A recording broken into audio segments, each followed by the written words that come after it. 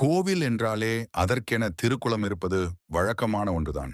ஆனால் மலையில் அமைந்துள்ள திருக்குளத்தில் கிருத்திகையில் மட்டும் ஒரே ஒரு பூ பூப்பதும், அது குன்றில் வாழும் குமரனுக்கு சமர்ப்பணம் செய்வதும் அதிசய நிகழ்வுதானே. அந்த அதிசயம் நிகழும் தலமாக திகழ்வது திருவண்ணாமலை மாவட்டத்தில் அமைந்துள்ள சோமாசிபாடி முருகன் ஆலயமாகும். சென்னை திண்டிவனம் திருவண்ணாமலை வழித்தடத்தில் கீழ்பெண்ணாத்தூரினை அடுத்துள்ள ஊர் சோமாசிபாடி தலமாகும். சோமாசிபாடியில் பசுமையான மரங்கள் சூழ அழகிய குன்றின் மீது அமைந்துள்ள கோவிலே முருகன் ஆலயமாகும். சுமார் 83 அடி உயரமுள்ள குன்றின் மீது 3 தீர்த்தங்களும் மலைக்கோயிலும் அமைந்துள்ளன. குன்றின் மீது 3 நிலை இராஜ கோபுரம் 23 அடி உயரத்தில் அமைக்கப்பட்டுள்ளது. இவ்வாலயம் செல்ல 18 படிகள் அமைந்துள்ளன. இவ்வாலயம் சுமார் 350 ஆண்டுகளுக்கு முற்பட்டது என கூறப்படுகிறது.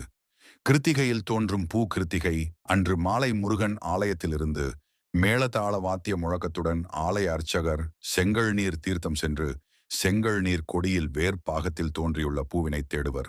சரியாக மாலை 6 மணி முதல் 6 மணி 45 நிமிடம்குள் அதன் கொடியின் வேர்பாகத்தில் சிறிய அரும்பு ஒன்று கிடைக்கும். அது பச்சை நிறம் அல்லது இளஞ்சிவப்பு நிறத்தில் இருக்கும். அதனை தட்டில் வைத்து மீண்டும் மலை ஏறி கோயிலை ஒருமுறை வலம் வந்து மூலவர் பாலசுப்பிரமணியருக்கு சமர்ப்பணம் செய்வார்கள். இதன் பின் மகா தீபாராதனை நடக்கும். இதன் பிறகு அன்றைய கிருத்திகை விழா நிறைவுக்கு வரும். இந்த பூ பச்சை நிறத்தில் இருந்தால் நல்ல மழை வரும் என்றும், இளஞ்சிவப்பு நிறத்தில் இருந்தால் காற்று வீசும் என்றும், இரண்டும் கலந்திருந்தால் மழையும் காற்றும் ஏற்படும் என்றும் கூறப்படுகிறது. இத்தலத்தில் கந்தர் சஷ்டி விழா வெகு சிறப்பாக கொண்டாடப்பட்டு வருகிறது. ஆடிக்கிருத்திகை, தை கிருத்திகை, பங்குனி உத்திரம் வெகு விமரிசையாக கொண்டாடப்படுகிறது. இது தவிர ஒவ்வொரு கிருத்திகையும் சிறப்புடன் கொண்டாடப்பட்டு வருகிறது.